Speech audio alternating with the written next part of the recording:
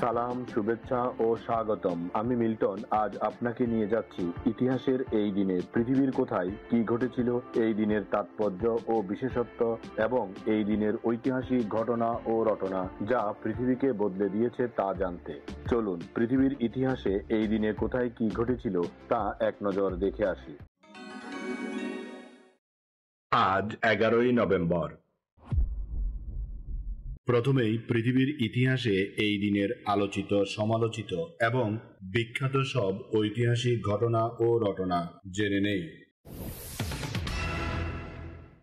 1498 সালের 11ই নভেম্বর পর্তুগালের বিখ্যাত নাবিক ভাস্কো দা গামা তার ঐতিহাসিক সমুদ্র অভিযানের যাত্রা শুরু করেন। এই অভিযানের মূল উদ্দেশ্য ছিল সমুদ্র পথে ইউরোপ থেকে ভারতের বাণিজ্যিক রুট আবিষ্কার করা। 1918 সালের 11ই নভেম্বর মিত্রশক্তি ও জার্মানির মধ্যে যুদ্ধবিরতি চুক্তি স্বাক্ষরিত হয়, যার মধ্য দিয়ে প্রথম বিশ্বযুদ্ধের আনুষ্ঠানিক সমাপ্তি ঘোষণা করা হয়। 1942 সালের 11ই নভেম্বর দ্বিতীয় বিশ্বযুদ্ধের সময় নাৎসিরা ফ্রান্স দখল করে। এই সময় ফরাসি জনগণের উপর দমন নীতি আরো তীব্র হয় এবং ইহুদি সম্প্রদায় সহ বহু মানুষকে কনসেন্ট্রেশন ক্যাম্পে পাঠানো হয়। তবে ফরাসি প্রতিরোধ আন্দোলন তখনও গোপনে সংগ্রাম চালিয়ে যেতে থাকে, যা পরবর্তীতে ফ্রান্সের মুক্তির গুরুত্বপূর্ণ ভূমিকা রাখে। 1968 সালের 11ই নভেম্বর মালদ্বীপ আনুষ্ঠানিকভাবে একটি প্রজাতন্ত্রে পরিণত হয়।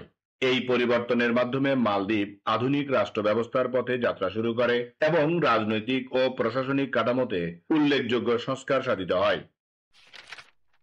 1970 সালের 11ই নভেম্বর ইসলামী দেশগুলোর পারস্পরিক সহযোগিতা ও ঐক্য বৃদ্ধির লক্ষ্যে প্রতিষ্ঠিত হয় ইসলামী সম্মেলন সংস্থা OIC, যা বর্তমানে অর্গানাইজেশন অফ ইসলামিক কর্পোরেশন নামে পরিচিত। এই সংস্থা গঠনের মূল প্রেক্ষাপট ছিল 1969 সালে জেরুজালেমের আল আকসা মসজিদে অগ্নিসংযোগের ঘটনা, যা সমগ্র মুসলিম বিশ্বে গভীর প্রতিক্রিয়া সৃষ্টি করেছিল। এর ফলেই মুসলিম দেশগুলো একত্রিত হয়ে একটি আন্তর্জাতিক সংগঠন গঠনের সিদ্ধান্ত নেয়। 1972 সালের 11ই নভেম্বর জাতির পিতা বঙ্গবন্ধু শেখ মুজিবুর রহমানের নির্দেশে প্রতিষ্ঠিত হয় বাংলাদেশ আওয়ামী যুবলীগ। এটি বাংলাদেশের অন্যতম প্রাচীন ও বৃহত্তম যুব সংগঠন, যা বাংলাদেশ আওয়ামী লীগের যুব শাখা হিসেবে কাজ করে। সংগঠনটি প্রতিষ্ঠার মূল উদ্দেশ্য ছিল মুক্তিযুদ্ধ পরবর্তী বাংলাদেশে তরুণ প্রজন্মকে সংগঠিত করা, দেশ পুনর্গঠনে অংশগ্রহণে উৎসাহিত করা এবং জাতীয় উন্নয়নের অগ্রযাত্রায় নেতৃত্ব প্রদান করা। 1995 সালের 11ই নভেম্বর মানবাধিকার লঙ্ঘনের গুরুতর অভিযোগে নাইজেরিয়াকে কমনওয়েলথ থেকে সামরিকভাবে বহিষ্কার করা হয়। সে সময় নাইজেরিয়ার সামরিক শাসক ছিলেন জেনারেল সানি আবাসা, যার শাসনামলে বিরোধী রাজনৈতিক নেতা, মানবাধিকার কর্মী এবং সাংবাদিকদের উপর ব্যাপক দমন পীড়ন চালানো হয়। নাইজেরিয়ার পরিস্থিতি আরো উত্তেজিত হয়ে ওঠে যখন নাইজেরিয়ার প্রখ্যাত পরিবেশ ও মানবাধিকার কর্মী ক্যান সারা উইয়া এবং তার আরো 8 সহযোগীকে বিতর্কিতভাবে মৃত্যুদণ্ড কার্যকর করা হয়। 1996 সালের 11ই নভেম্বর বাংলাদেশ ও ভারতের মধ্যে সীমান্ত বাণিজ্য চালুর ঐতিহাসিক সিদ্ধান্ত গ্রহণ করা হয়। দুই প্রতিবেশী দেশের অর্থনৈতিক সম্পর্ক জোরদার ও সীমান্ত এলাকায় জনগণের জীবনমান উন্নয়নের লক্ষ্যেই এই উদ্যোগ নেওয়া হয়। 1999 সালের 11ই নভেম্বর জাতিসংঘের শিক্ষা, বিজ্ঞান ও সংস্কৃত সংস্থা ইউনেস্কো এর নির্বাহী পরিষদের নির্বাচনে বাংলাদেশ এশিয়া প্যাসিফিক গ্রুপ থেকে সদস্য হিসেবে নির্বাচিত হয়। এটি ছিল বাংলাদেশের জন্য এক গুরুত্বপূর্ণ কূটনৈতিক সাফল্য, যা আন্তর্জাতিক অঙ্গনে বাংলাদেশের মর্যাদা ও ভূমিকা আরো সুদৃঢ় করে। এবার জেনে নেই এই দিনে জন্ম নেওয়া কিছু কিংবদন্তি ও অসাধারণ মানুষের কথা। বিখ্যাত রুশ সাহিত্যিক ফিওদর দস্তয়েভস্কি 1821 সালের 11ই নভেম্বর ফ্রান্সে জন্মগ্রহণ করেন। ফিওদর দস্তয়েভস্কির রচনায় মানব মনের গভীর বিশ্লেষণ, নৈতিক দ্বন্দ্ব এবং অস্তিত্ববাদী চিন্তাধারা ফুটে উঠেছে।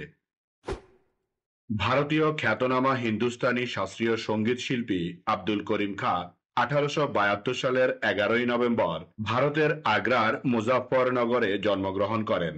তিনি খেয়াল ও টুমরি সঙ্গীতে নতুন ধারা প্রবর্তন করেছিলেন এবং তিনি ভারতীয় সঙ্গীত জগতে অসামান্য প্রভাব রেখে চিরস্মরণীয় হয়ে আছেন। ভারতীয় স্বাধীনতা সংগ্রামী, রাজনীতিবিদ ও শিক্ষাবিদ এবং ভারতীয় জাতীয় কংগ্রেসের প্রবীণ নেতা ও স্বাধীন ভারতের প্রথম শিক্ষামন্ত্রী মাওলানা আবুল কালাম আজাদ 1888 সালের 11 নভেম্বর সৌদি আরবের মক্কায় জন্মগ্রহণ করেন, যিনি হিন্দু মুসলমান সম্প্রীতি ও ধর্মনিরপেক্ষ শিক্ষার প্রচারে গুরুত্বপূর্ণ ভূমিকা রাখেন। বাংলাদেশের জাতীয় সংসদের স্পিকার ও কূটনীতিবিদ হুমায়ুন রশিদ চৌধুরী 1928 সালের 11 নভেম্বর সিলেট শহরের আম্বারখানা এলাকায় জন্মগ্রহণ করেন।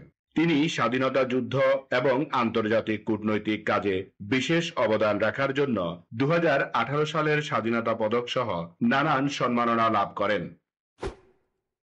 মার্কিন অভিনেতা ও প্রযোজক লিওনার্দো ডি ক্যাপ্রিও 1974 সালের 11 নভেম্বর ক্যালিফোর্নিয়ার হলিউডে জন্মগ্রহণ করেন।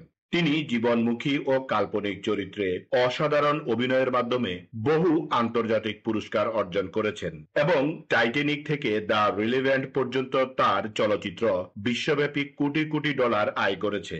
তিনি অস্কার বিজয়ী একজন অভিনেতা এবং তার অভিনয় দক্ষতার জন্য তিনি বিশ্বব্যাপী ব্যাপক জনপ্রিয়তা অর্জন করেন। পর্তুগিজ ফুটবলার মানিশ 1977 সালের 11 নভেম্বর পর্তুগালে জন্মগ্রহণ করেন। তিনি পর্তুগাল দলের হয়ে 2003 সালে অভিষেকের পর 2004 ইউপা ইউরো সহ বিভিন্ন আন্তর্জাতিক প্রতিযোগিতায় গুরুত্বপূর্ণ ভূমিকা পালন করেছেন। বিখ্যাত আমেরিকান চলচ্চিত্র অভিনেত্রী ড্যামি মুর 1962 সালের 11 নভেম্বর নিউ মেক্সিকোর রজওয়েলে জন্মগ্রহণ করেন। তিনি 1980-এর দশক থেকে টেলিভিশন ও চলচ্চিত্রে অভিনয় করে হলিউডে নিজের নাম প্রতিষ্ঠা করেছেন। জার্মান ফুটবলার ফিলিপ লাম 1983 সালের 11 নভেম্বর জার্মানির মিউনিকে জন্মগ্রহণ করেন। তিনি বায়ার্ন মিউনিখ এবং জার্মানির জাতীয় দলের হয়ে ফুলব্যাক ও ডিফেন্সিভ মিডফিল্ডার হিসেবে খেলেছেন এবং বিশ্ব ফুটবলের ইতিহাসে অন্যতম সেরা ফুলব্যাক হিসেবে বিবেচিত হন। ভারতীয় ক্রিকেটার রবিন উথাপ্পা 1985 সালের 11 নভেম্বর ভারতে জন্মগ্রহণ করেন। তিনি 2006 সালে আন্তর্জাতিক ক্রিকেটে অভিষেক করেন এবং তিনি ইন্ডিয়ান ক্রিকেট দলের হয়ে দীর্ঘদিন ক্রিকেট খেলেন। তাছাড়া তিনি আইপিএলে মুম্বাই ইন্ডিয়ান্সের হয়ে ক্রিকেট খেলে যথেষ্ট খ্যাতি অর্জন করেন। স্মরণ করছি এই দিনে চলে যাওয়া কিছু কিংবদন্তি ও অসাধারণ মানুষের কথা। বাংলাদেশের বিশিষ্ট রাজনীতিবিদ এবং উপরাষ্ট্রপতি মোহাম্মদুল্লাহ 1999 সালের 11 নভেম্বর মৃত্যুবরণ করেন। তিনি বঙ্গবন্ধু শেখ মুজিবুর রহমানের মন্ত্রিসভায় ভূমি প্রশাসন ও সংস্কার মন্ত্রণালয়ের দায়িত্ব পালন করেন। 1975 সালের পর তিনি উপরাষ্ট্রপতি হন। পরে বিএনপিতে যোগ দিয়ে 1991 সালে লক্ষ্মীপুর 2 আসন থেকে এমপি নির্বাচিত হন এবং তিনি 1996 সালের নির্বাচনে আবারও আওয়ামী লীগে ফিরে আসেন। নোবেল পুরস্কার বিজয়ী ফিলিস্তিনি রাজনীতিবিদ ও ইঞ্জিনিয়ার এবং ফিলিস্তিনি জাতীয় কর্তৃপক্ষের প্রথম প্রেসিডেন্ট ইয়াসিন আরাফাত 2004 সালের 11 নভেম্বর মৃত্যুবরণ করেন। তিনি 1958 থেকে 1960 সালে ফাতাহ দলের প্রতিষ্ঠা করেন।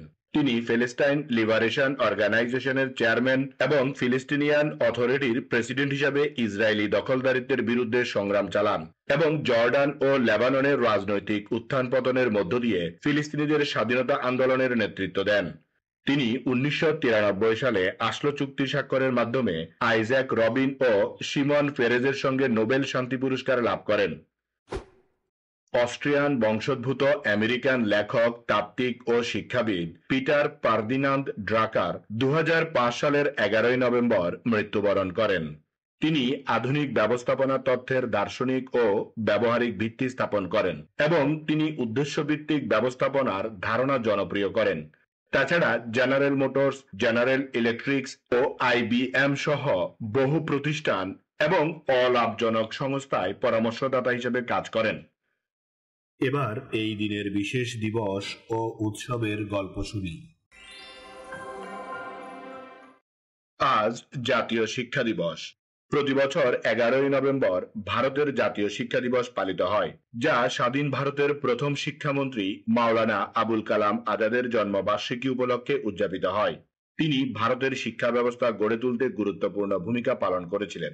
তার অবদান স্মরণে 2018 সালে ভারতের মানব সম্পদ উন্নয়ন মন্ত্রণালয় এই দিনটি আনুষ্ঠানিকভাবে জাতীয় শিক্ষা দিবস হিসাবে ঘোষণা করে। এই দিবসটি শিক্ষার গুরুত্ব, শিক্ষকদের অবদান এবং শিক্ষার মাধ্যমে জাতির উন্নয়নের প্রতি মনোযোগ আকর্ষণ করার উদ্দেশ্যে পালিত হয়। এই দিন আমাদের জীবনের ঐতিহাসিক, প্রাকৃতিক, শৈল্পিক, সাংস্কৃতিক, সাহিত্যিক, রাজনৈতিক, বিজ্ঞান, গবেষণা, আন্দোলন, উৎসব, অর্জন, খেলাধুলা, সুখ দুঃখ, হাসি কান্না, আনন্দ বেদনা, পাওয়া না পাওয়া, মায়া মমতা, ভালোবাসায় ভরা সুখকর স্মৃতিময় একটি সুন্দর দিন। চলুন এই দিনটি উপভোগ করি। আগামীকালকের তারিখে পৃথিবীর কোথায় কি ঘটেছিল তা জানার আমন্ত্রণ জানিয়ে আজকের গল্প এখানেই শেষ করিলাম। লাইক, শেয়ার আর সাবস্ক্রাইব করার দায়িত্ব আপনার। আমি শুধু বলিব, নিজের, পরিবারের, প্রতিবেশীর ও পরিবেশের যত্ন নিন। ধন্যবাদ। খোদা হাফেজ।